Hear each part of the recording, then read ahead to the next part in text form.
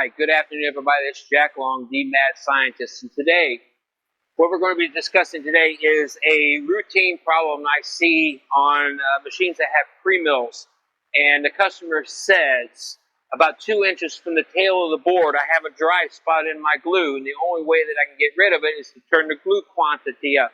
So then, what happens from there is when they adjust the glue quantity up, of course, then we take a look in here, and you know as well as I do, when you put in the glue here, and it's over, too much glue being applied, it always shows up, spreads down to the length of the machine. So the customer was a little irritated with it. Not too terribly bad, because he just needed a solution to it, didn't know what it was. So let me show you what I am looking at here. So bear with me, see if I can do this one-handed. Got most of this. You see where I'm pulling this back? There. You see that dry spot? Right here. Oh, there we go. Sorry, I lost my view of the camera. See this dry spot? So what happens? Sorry, I don't have my normal stick with me, so trying to do this one-handed is a little difficult. You can see a dry spot right here. So what happens on that, let me find the right side, is that when we are looking down, I had to go get my glasses on. I can't see in my viewfinder. If you look right down through here, I'm going to see if I can't move this up and down a couple times so we can actually see it. You see about right here, you see this little dent. That little dent is our problem. So it looks like the premill is scalloping.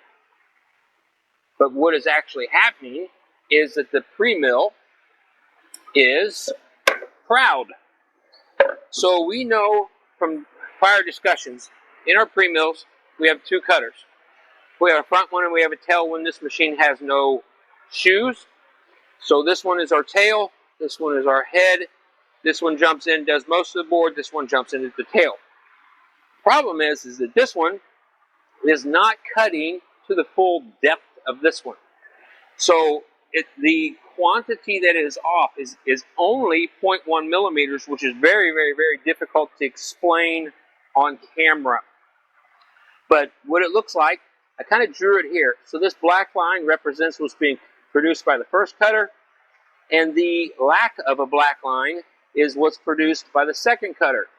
So what happens is the shoe that's on the glue pot, when it comes in, makes contact with this, steps the glue pot out. Now, you may be asking, what is the shoe? The shoe is this little gadget right here.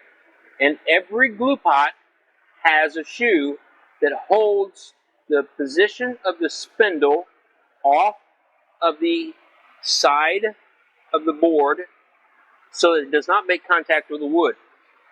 It is supposed to hold the board proud. We do a little picture here. It is supposed to be proud of this surface, 0.1 millimeters, which is, generically speaking, the thickness of our glue line. So if I had an error here where my premill was not cutting deep enough, whether it's 0.1, 0.2, it was not very much, and then I've got my glue line, which is correct, what happens is that the board is coming across here, and then the uncut portion of the board, or the one that's not cut as deep, starts making influence. The board gets pushed out.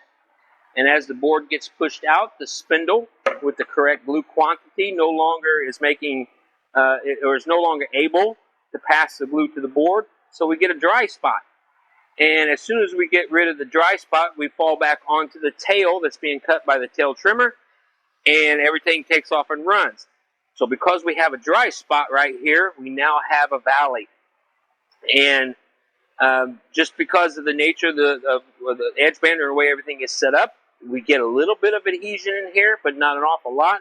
So as you're staring down through this, we got a good line, good line, good line. We got a dip, and then we get a stick, and it comes out. Okay, so the solution to that was to we opened up the cutter heads, opened up the mechanism back in here, and we were going to move the tail trimmer to make it cut just a little bit deeper. But what we found when we opened it up is when this tail trimmer jumps in, the reference that it was jumping to had a lot of debris. It had, you know, just this kind of stuff here that had landed in from when they were blowing the machine around and blew all a bunch of, you know, trash back up in this area, and it just happened to land right there and got stuck in the machine. All right, that's it, guys. Pretty easy one today. When you're making your adjustments to the glue, remember you're making the micro adjustments to the glue. The less glue you have, the better your bond will be. But if you have too little glue, of course, it falls off. If you have too much glue, it squeezes out through the machine, creates an entirely undesirable situation inside the machine. It just makes a mess everywhere. So, hope you find it interesting. If so, like, share, subscribe, you know, the usual stuff. Be safe out there, guys, as always, and let's go make a million.